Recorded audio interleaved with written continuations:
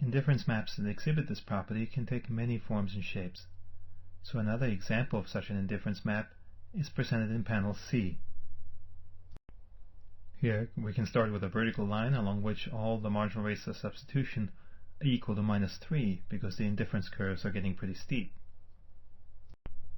And as we move to the right, the marginal rates of substitution will once again fall in absolute value as the slopes become shallower.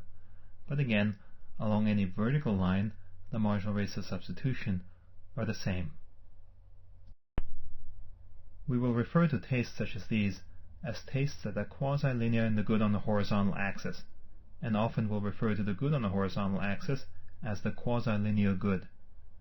If the good on the vertical axis was quasi-linear, then the marginal rates of substitution would be constant along any horizontal rather than along any vertical line.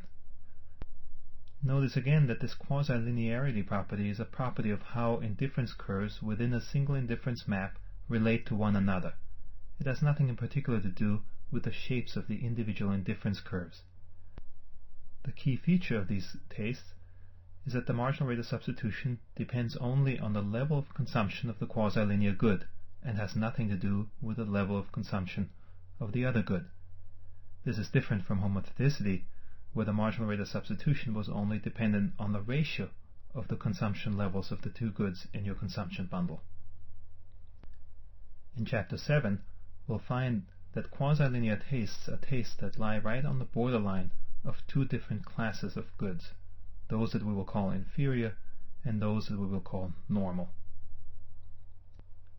We'll similarly find that tastes that are homothetic lie on the borderline between goods that are luxuries and goods that are necessities.